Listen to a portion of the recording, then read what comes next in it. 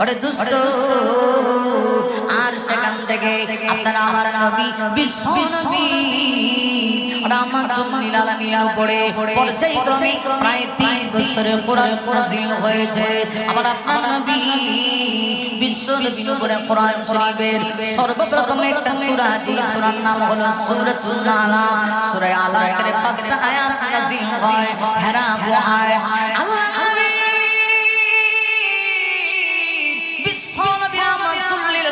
বয়স যখন 40 বছর হয়ে যাবে, আর মাত্র 40 দিন বাকি আছে, আমার নবীজি পৃথিবীর সব কিছু থেকে আমার নবীজি আলাদা হয়ে ঐতিহাসিক ঘেরা গুহায় আমার নবীজি একাকে বসে গেলেন। ওরে যুবক, আমার নবীজির কাছে কিছু ভালো লাগে না, একমাত্র তিনি আল্লাহর ধ্যানে মগ্ন, আল্লাহর জিকিরে মগ্ন, আল্লাহর সঙ্গে তার গান শোনেন।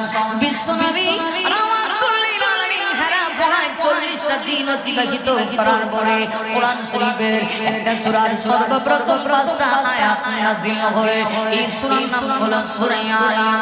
আল্লাহ রাব্বুল আলামিন বলেন, ইকরা বিসমি রাব্বিকাল্লাযী খালাক, খালাকাল ইনসানা মিন আলাক, ইকরা রাব্বুকাল আকরাম আল্লাযী আল্লামা বিল কলম। এই 5টি আয়াত নবীজির উপরে নাযিল হয়ে গেল, কোরআন নাযিলের সূচনা শুরু হয়ে গেছে। আমার ভাইরা, এই 5 আয়াত নাযিল হওয়ার পরে কোরআন শরীফের আরেকটা সূরা, যে সূরার নাম হলো সূরাতুল মুজাম্মিল। ইয়া আইয়ুহাল মুজাম্মিল কুমিল লাইলা ইল্লা কালিলা। আল্লাহ এই সূরা নাযিল করলেন।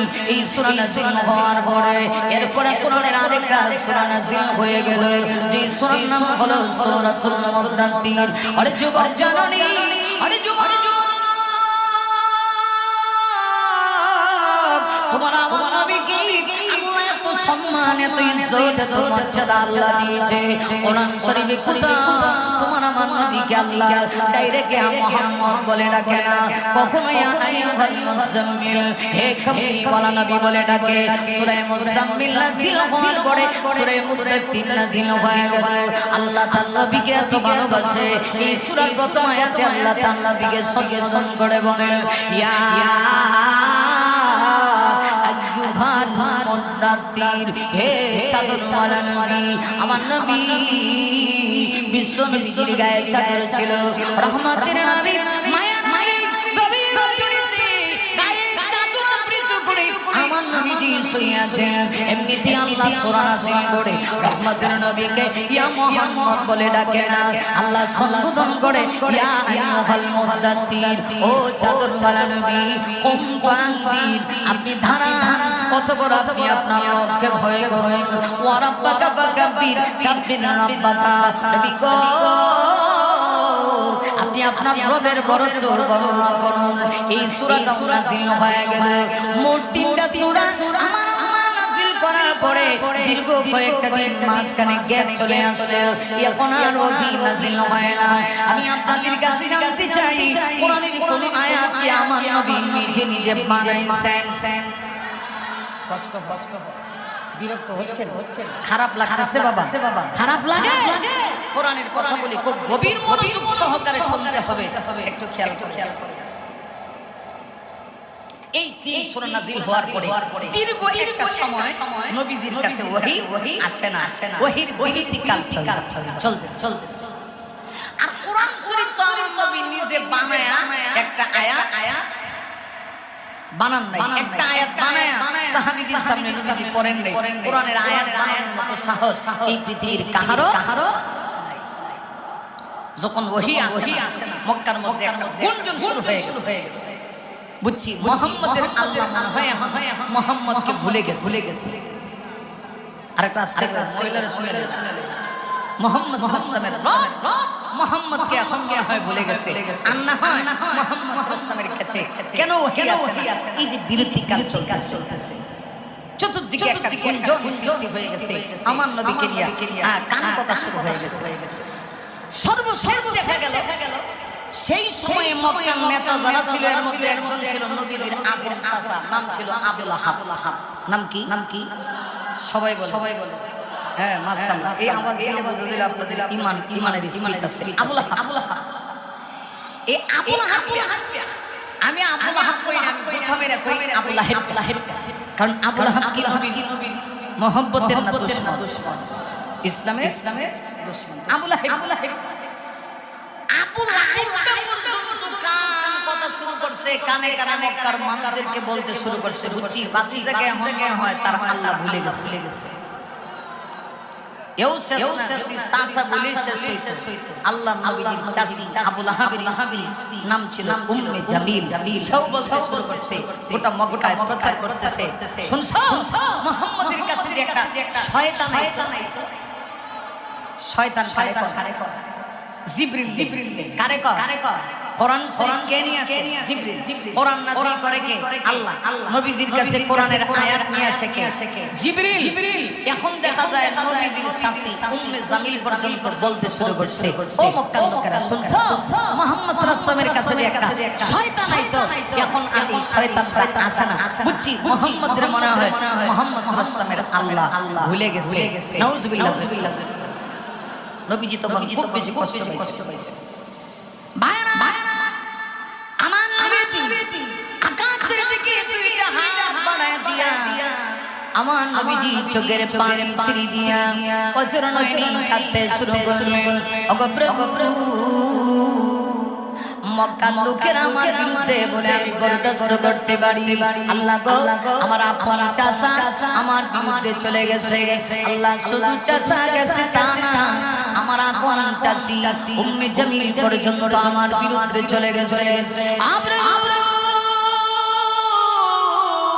এখন আমি কেমনে বরদাস্ত করব গোটা পৃথিবীর দায়িত্বটা তুমি আমাকে দিয়েছো আমার কাঁধে গোটা পৃথিবীর দায়িত্ব অথচ আমার বোনের লোকগুলি আমার বিরুদ্ধে কথা বলে আমার চাচা বলে তুমি নাকি আমাকে ভুলে গেছো আমার চাচি উম্মে জামিল বলে আল্লাহ তুমি নাকি ভুলে গেছো আমি বরদাস্ত করতে পারি না আল্লাহ কি হয়েছে কেন আমার উপর রহি নাযিল করো না রহমাতুল লিল মায়া আকাশের দিকে তাকায় চোখের পানি ছেড়ে দে আমার ভাইরা তাফসীরের একটা বর্ণনা এসেছে 15 দিন চলে গেছে ওহী আছে না আরেকটা বর্ণনা এসেছে 25 দিন চলে গেছে নবীর উপরে ওহী আছে না আমার আল্লাহ নবী যখন চিন্তিত নবী যখন মর্মাহত গোটা মক্কার সব কাফেররা যখন ঐক্যবদ্ধ আমার নবীকে নিয়ে গান কথা বলতে শুরু করে দিয়েছে আমার নবীকে নিয়ে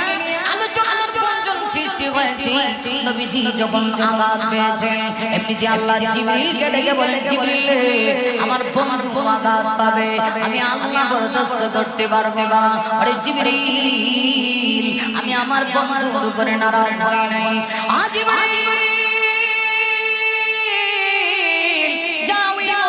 কোরআন শরীফের একটা সূরা দোহা নিয়ে যাও হযরত জিবরিল আগমন করেছে আমার আল্লাহ নবীকে সান্ত্বনার বাণী দিয়া আল্লাহ নবীকে সান্ত্বনা দিয়া আশার বাণী দিয়া পবিত্র কোরআন শরীফের সূরা দোহা আল্লাহ নাযিল করে দিয়েছে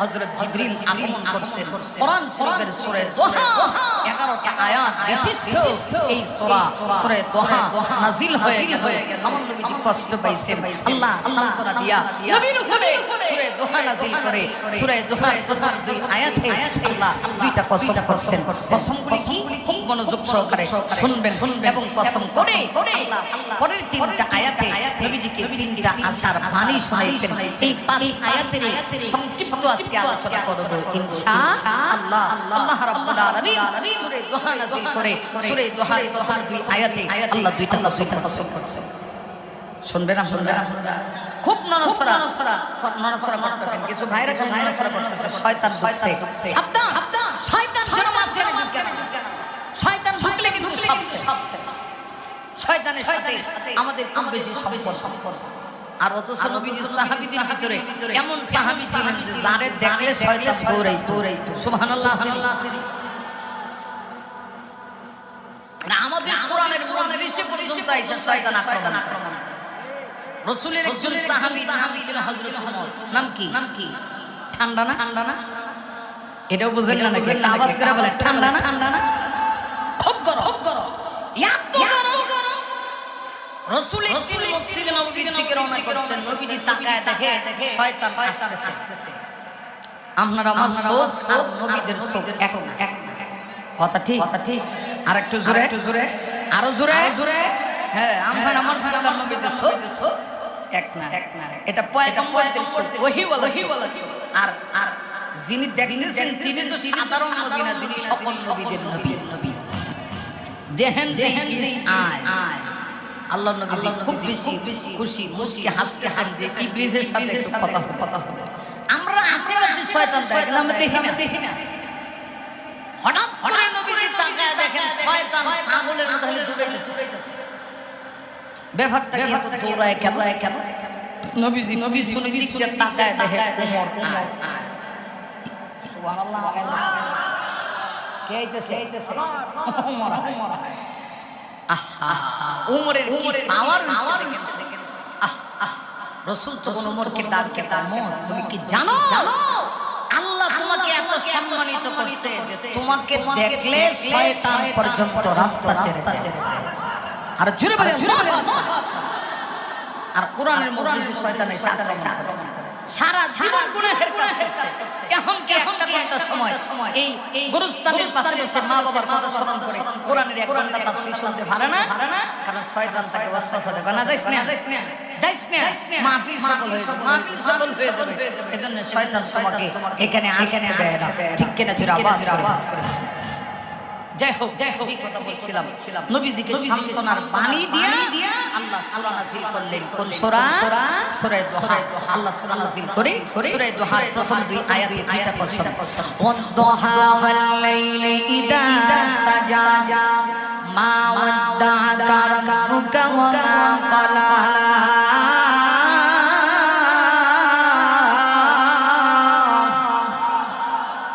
আল্লাহ সূরা নাযিল করে প্রথম দুই আয়াতে আল্লাহ দুইটা কসম করলেন। খুব ভালো করে বুঝবেন, এরপরে সামনে যাবেন। এক নাম্বার কসম হলো ওয়াদ-দুহা, সূরার নাম দুহা, কসম হলো দুহা। ওয়াদ-দুহা, দুহার কসম, তার মানে আলোর কসম, দিনের ওই সময়ের কসম যে সময়ে আকাশে সূর্যটা পরিপূর্ণ ওঠে এবং এই সূর্যের আলোতে সূর্যের কিরণে গোটা পৃথিবী আলোকিত হয়।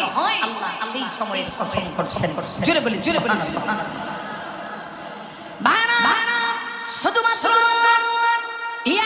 কসম করে শেষ করতে পারতেন, কিন্তু একটা কসম করে আল্লাহ শেষ করে আল্লাহ পড়ে নাই তিনি আর একটা কসম করেছেন। আল্লাহ বলেন ওয়াল্লাইলি ইযা সাজা।